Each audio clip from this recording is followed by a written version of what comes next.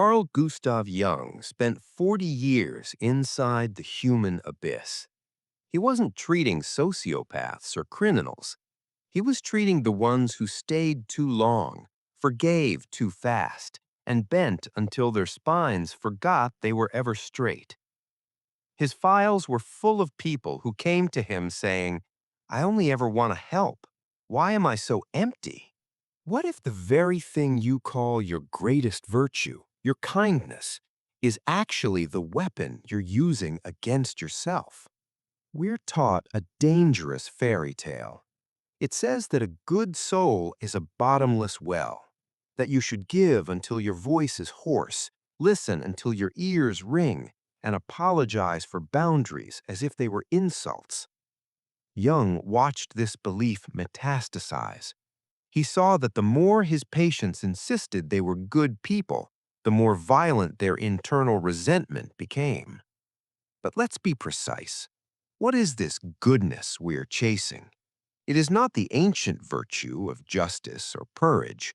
No, it is a modern, sanitized idol. It smiles when it's exhausted. It nods when it disagrees. It bleeds quietly so nobody else has to. Jung called this idol the persona, the mask we wear. And he issued a chilling warning. When you sleep in the mask too long, it fuses to your face. You forget who lives beneath. This version of kindness is not love. It is self-erasure. Here is the mechanism Jung discovered. Imagine your psyche as a house. You have a beautiful, sunlit living room. That is your kindness, your patience, your generosity. But there are also rooms you never open, the basement, the attic.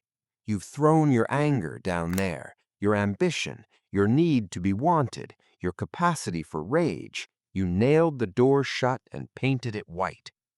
You think you have purified yourself. You have not. You have merely pressurized the boiler. How many times have you swallowed a scream because screaming wasn't nice? How many times have you whispered, "It's fine," when it was absolutely not fine? Every time you deny a feeling, you do not kill it. You feed it steroids. The suppressed emotion grows legs. It learns to walk in the dark. It waits. Jung gave this entity a name, the shadow. It is not a monster. It is the porter carrying all the luggage you refuse to carry yourself. And the heavier his load, the more he staggers and the more likely he is to eventually drop the trunk right through your glass coffee table. Let me show you what this looks like in real life. The person who never expresses anger doesn't become serene. They become passive-aggressive. They show up late. They forget to do the favor. They develop mysterious headaches on the day of your event. This is the shadow knocking. The person who never states their needs doesn't become selfless. They become a covert contract writer. They tally debts in a ledger nobody else can see. They give you 10 things expecting one in return, but they never tell you the terms. Then they resent you for violating a contract you never signed. The person who never says no doesn't become indispensable. They become a rug. And rugs, eventually, get walked on until they fray. Jung looked at his patients, the ones who cried because their marriages were empty, because their children didn't respect them, because they gave brilliant presentations but felt like frauds, and he realized they were all making the same error. They were trying to be only light, but you cannot have a sun without a void. You cannot have a day without a horizon. You cannot extinguish the candle of another without inhaling the smoke yourself. The suppression of the shadow does not make you pure, it makes you brittle. Now, I want you to think of someone you know who is truly, deeply kind. Not the performative kind, the kind that radiates safety. Do they grovel? Do they apologize for existing? Do they let people drain them dry? Usually no. They are calm. They have edges. You know not to cross them, not because they threaten you, but because their dignity commands respect. What do they have that you might lack? They have integrated their shadow. What if the very thing you call your greatest virtue, your kindness, is actually the weapon you're using against yourself? Jung wrote that the golden shadow is not our evil, it is our unlived life. It is the novel we never wrote, the trip we never took, the confrontation we keep rescheduling. When you deny your shadow, you aren't just denying your rage, you are denying your potential, your power, your right to take up space. This is the cost of blind kindness. It isn't just exhaustion, it is the death of your individuality. Think about the friend who always says, "Oh, I don't mind, whatever you want." On the surface, this is agreeable, but deep down, you realize you don't actually know them. Their preferences are a mystery. Their personality has eroded into pure accommodation. They have become a ghost in someone else's story. And the tragedy?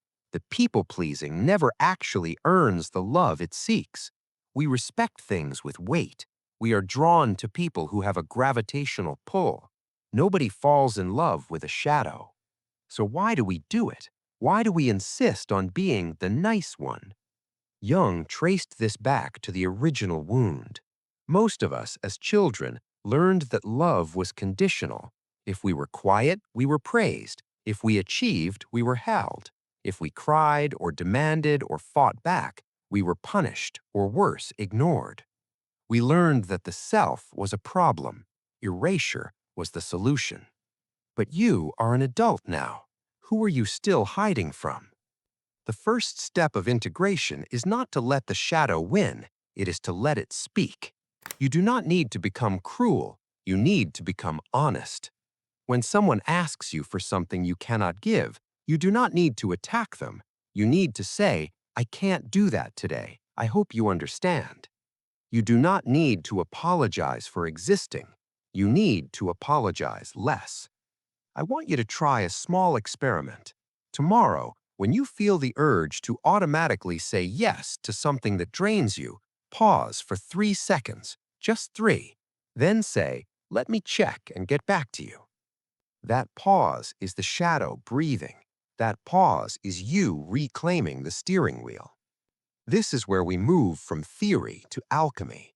Integration is not a one-time surgery. It is a daily practice of asking, is this my genuine choice, or am I performing goodness to avoid rejection? When you stop performing, something miraculous happens. You lose some people, the ones who only loved the utility of you, the convenience of you. They will drift away, and it will hurt. Let it hurt, but do not chase them. Because in the space they leave, something else arrives: self-respect, authenticity, and eventually, relationships with people who see you, not your function. Your boundaries are not a rejection of others, they are a declaration of your existence. Jung said the most terrifying thing is to accept oneself completely. Why terrifying? Because once you accept yourself, you can no longer blame your parents, your boss, or your circumstances. You become responsible, but you also become free. Let's examine the architecture of a healthy boundary. Most people think boundaries are aggressive. They imagine slamming a door.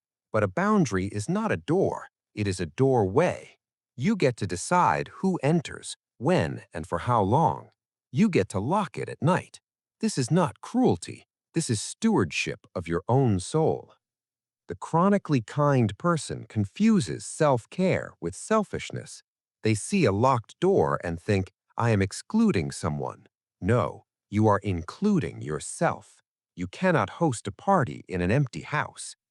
If you keep giving away the bricks of your own house to patch the roofs of others, what will be left to shelter you? Jung observed that true transformation follows the path of the hieros gamos, the sacred marriage. It is the union of opposites. It is the king learning to weep and the healer learning to wield a sword. It is you learning that you can be fierce and tender, that you can say no and be loving, that you can pursue your ambition and be a good person. The world tells you these are contradictions. They are not. They are complements. Look at nature. A river has banks. Does the river resent the banks for containing it? No, the banks are what make it a river, not a flood. Your banks are your banks.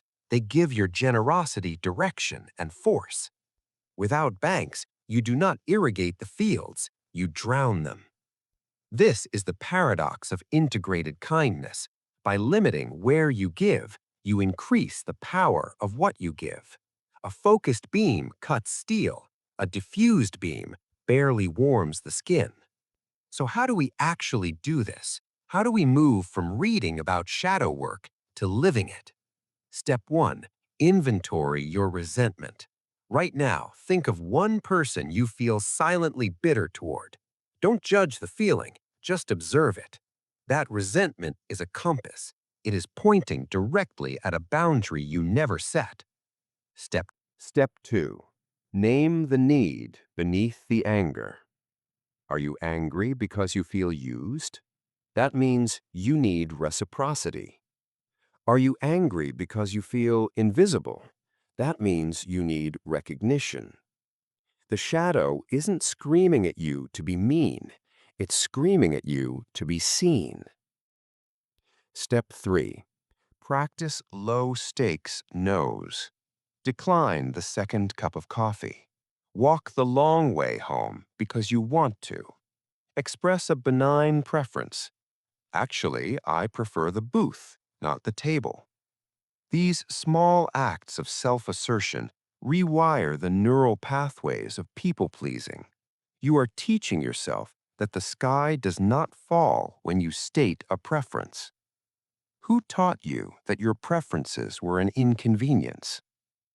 Step 4. Allow disappointment. This is the hardest. When you set a boundary, the other person may be sad, angry, or confused. You are not responsible for their reaction. You are responsible for your truth. Let them be disappointed. Disappointment is a normal human emotion. It is not an emergency. Jung wrote, "The privilege of a lifetime is to become who you truly are."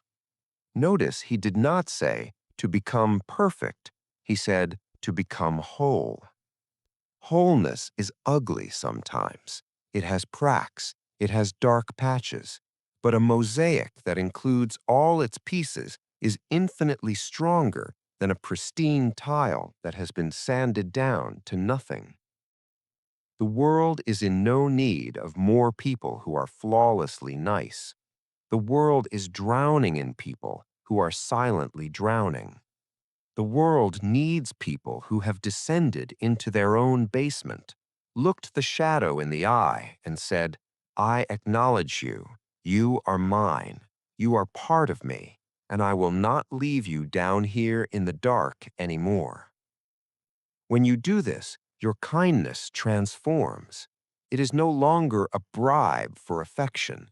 It is an overflow of your own fullness. You do not give to get. You give because you have. This is the kindness that cannot be exploited. You can take my money, but you cannot take my dignity.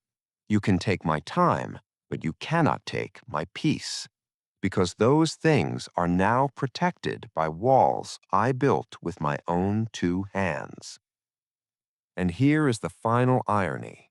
When you become harder to exploit, you become easier to love, not because you are more useful, but because you are more real. We do not crave robots who obey us. We crave humans who meet us. Would you rather be admired from a distance for your sacrifice or held close for your truth? Jung's patient files are closed now. His ink is dry, but his question remains open, addressed directly to you. What have you pretended not to know about yourself? You know the answer. It's the thought you shoo away at 3 in the morning. It's the career you abandoned because it seemed selfish. It's the conversation you keep postponing. It's the word no stuck in your throat like a fishbone.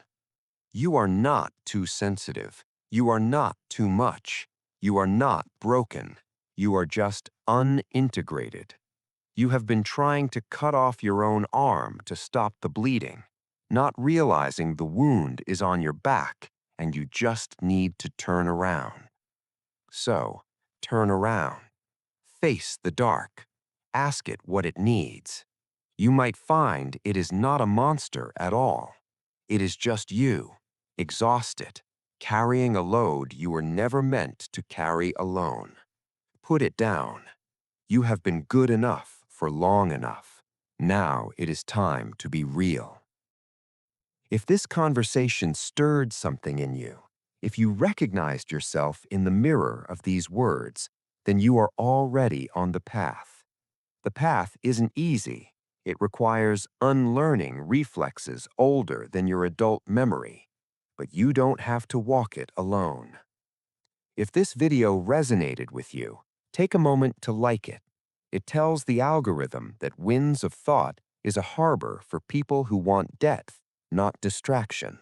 Subscribe if you want to continue exploring the maps of the inner world. We release new reflections every week. And now, I want to hear from you. I'll leave a question in the comments. Your answer might be the mirror someone else needs today. Until next time, keep both your light and your shadow close. You need both to find your way home.